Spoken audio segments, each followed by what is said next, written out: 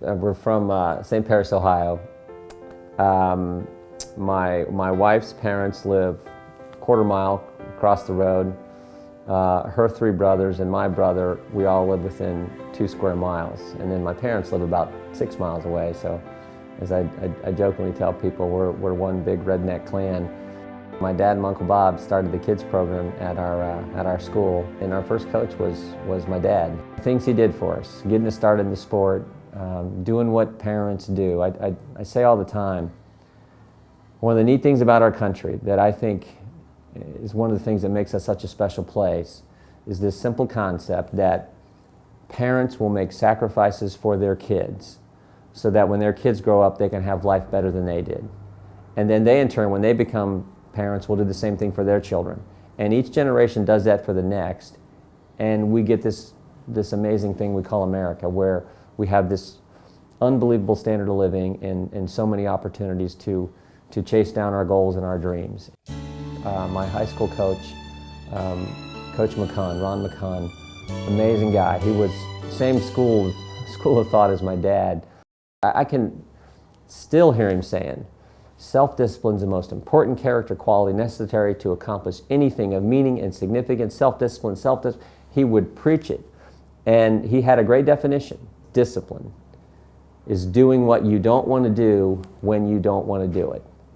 And basically that meant doing things Coach's way when you'd rather do them your way. It meant doing things the right way when you'd rather do them the convenient way.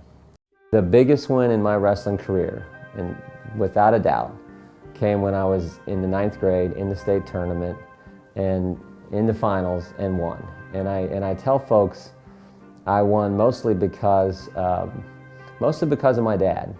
And when I really think about it, I won in many ways just because I was ignorant. I didn't know that freshmen weren't supposed to win the state tournament. I didn't know that kids from Southwest Ohio weren't supposed to beat those guys from Cleveland and Akron and Canton, where wrestling was big.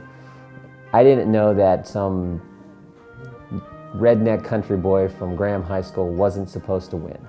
All I knew was what my dad told me. And he said, if you set goals and you work hard, good things can happen. And I was dumb enough to believe him. University of Wisconsin was the first Big Ten university to contact me. Jim came from Ohio, was a 4-time high school state champion, and he was a 3-time All-American and 2-time Big Ten champion, while also earning 2 NCAA titles. Jim had exceptional technique, extreme conditioning, and was one of the most dogged and persistent winners I ever coached. He still holds the record with 156 career wins at the University of Wisconsin. I had the good fortune of being Russ's assistant coach for 8 years at Ohio State University. And I was at a point where I was looking for a new challenge. I was tired of government taking our money, telling us what to do, insulting our values. And I said, you know what? I think I'm going to run for office.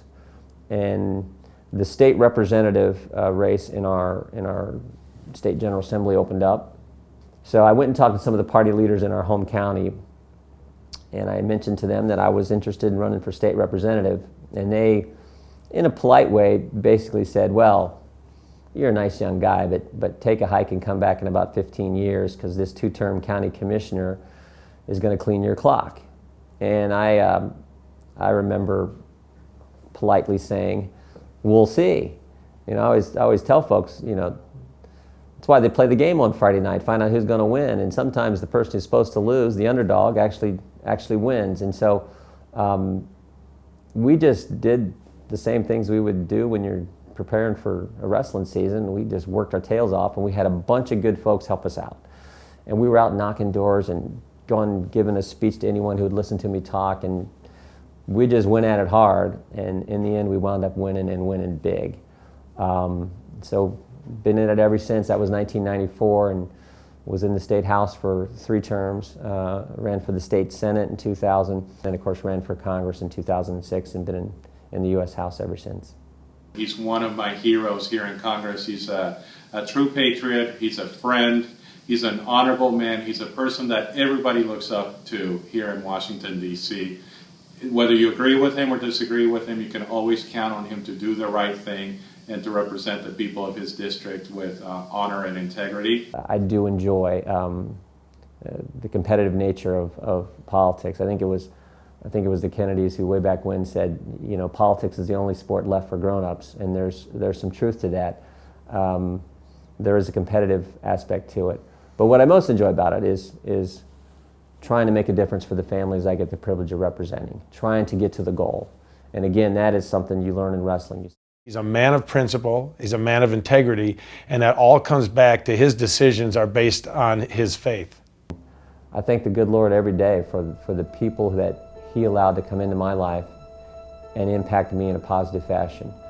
The thing I'm most proud of is our family. Polly and I have known each other since 4th grade. We were married while we were in college. She's one of a kind, and you know, the thing she was willing to sacrifice to help me in college was something that I so appreciate.